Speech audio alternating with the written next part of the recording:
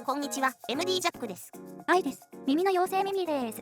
はい、今回はシブガチュエバンディティモデルです。シブガのモデルは鳥の名前をつけることが多いけど、今回はカササギのようだね。シブガというメーカーは皆さんご存知でしょうか？このチャンネルでは主にヘッドフォンのレビューでシブガの製品を紹介してきました。木製素材をふんだんに使用し、職人さんの手作業での仕上げが特徴の高級メーカーという印象です。結構お高いモデルが多いよね。でも音がいいんだよね。好みもあるだろうけど SV023、ルアン、そして最近レビューした P2 Pro は別格で音良かったわ。イヤホンだとナイチンゲールがこれまた別格級で良かったですよね。そうだね。でもいずれもお高めのモデル。ところが今回のチュエは13,000円切るぐらいの価格設定なんだよ。これはちょっと驚きだよね。そうね。手の届きやすいシブガという点も含めてチュエでシブガユーザーが増えそうな予感よね。そうだね。私も楽しみにしていて結構聞いてるけど、箱出し最初の主張から印象はとても良かったよ。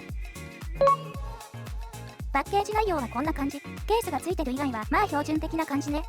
イヤーチップが気に入っちゃったんで、今回のサウンドチェックと主張はバンドル品を使うことにしたよ。そうなの？珍しいね。イヤーチップの傘のところにシブガって文字見える？見える見える。なんかいいね。装着感は人によるだろうけど、個人的には良かった。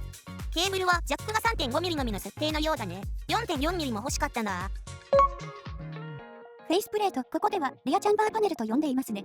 ここが木製素材で北米産ホワイトメープルウッドを使用しています。さすがシブガさんですね。ミミーちゃん、今メープルシロップを想像したでしょう。バレたか？えへへ。ボディ全体は亜鉛合金です。その効果は上の資料の通りです。どっしり系で片側 10.1g ありますね。サイズはちょっと細長系ですかね。丸みがあって可愛いし、色合いが上品で愛はかなり好きです。ドライバーは 10mm ダイナミックタイプ。ベリリウム振動板という記載が気になってシブガさんに直接質問してみたらベリリウムコーティングですという回答だったので、まあそうだよねとはっきりしてよかった。ベリリウムコーティングで中低音域の柔らかさ、人の声の温かさを保つことができますとシブガの技術者さんがおっしゃってたんですよね。その帯域に限らずチュエはいいなりしてるよ。そうなんですね。外観も素敵だし買っちゃおうかな。愛がそう言い出したら買うのはほぼ決まりだね。それじゃあイヤーチップの比較いってみようか。そうね。まずバンドルイヤーチップ2種の比較です。3キロ以上で随分傾向が違うんですね。そう、最初にバンドル1、ブラックで聞いちゃったんで、ブラックの方を基準にしてる。ブルーの波形。マイイヤーチップの中でこれに近い傾向なのが、バンドル1はファイナル E、バンドル2はセグナイヤーフィットライトといった感じ。これ、聞いて違いがわかるの？そうだな、別物と言っていいぐらい違う印象だったね。詳しくはまた後で触れるよ。ジャックさん、サウンドチェックはどうしましょうか？割と最近の 1DD モデルで価格帯が近いこの2モデルをピックアップしてみた。9イヤーズシンゴロ、単ジチム4Uか。どっちも LCP ダイヤフラムだったかな？そうだね。ダイヤフラムはチュエと違うけど、そこは置いといて購入検討する際比較しそうなモデル。レビューしたばかりのキファイン、ネルシー AE も該当するかな。そうですね。音調整の基準はチュエ、ケーブルとイヤーチップはバンドル品を使用。はい、了解です。ではサウンドチェックいきましょう。音量上がります。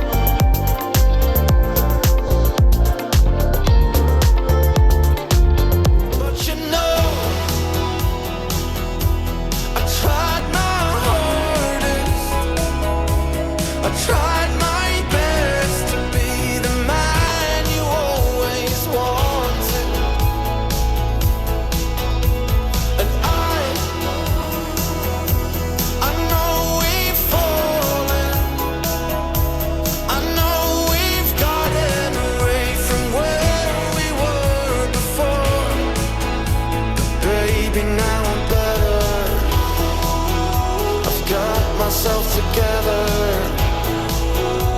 can't you see I'm better?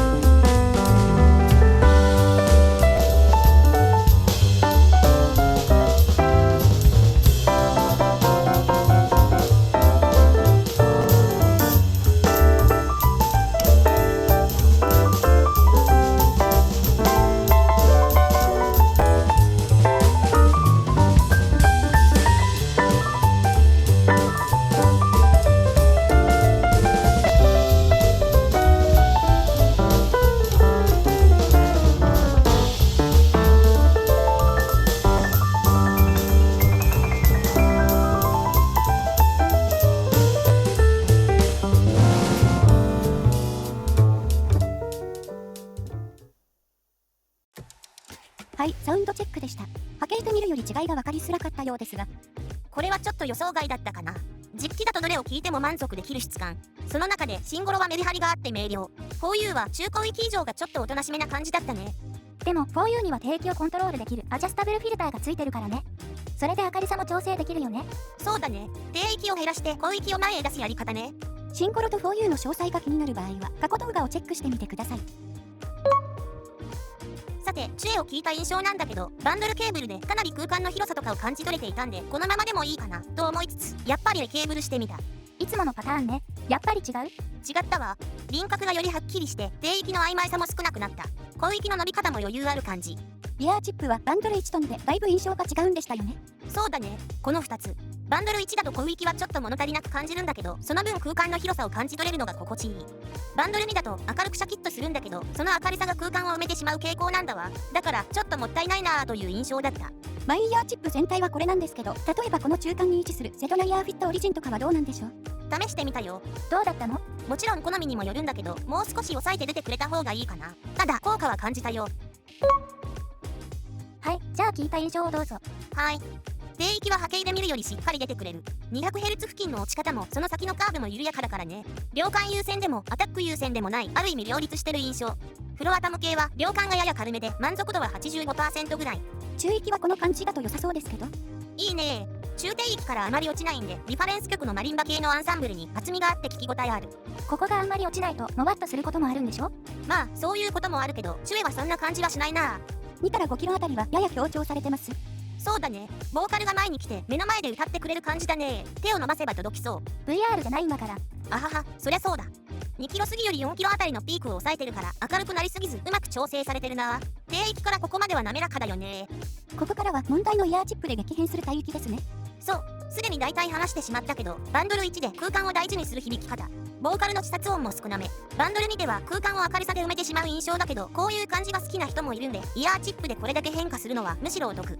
ボーカルの自殺音は多め。シンバル系もかなり前に出てくるね。長々話しちゃったけど、これは買いのモデルだと思うよ。派手な音作りではないけど、いろいろ聞き直したくなって、ついレビューのシナリオを書く手が止まってしまったからね。渋谷ユーザーが一気に増えるかな。そうなりそうな予感。はいは買うよ。ということで、渋谷のいろいろ上品な 1DD モデル、チュエのレビューでした。ではまた次の動画で。ご視聴ありがとうございました。MD ジャックチャンネルはイヤホンレビューを音と波形た言葉で表現します。チャンネル登録お願いします。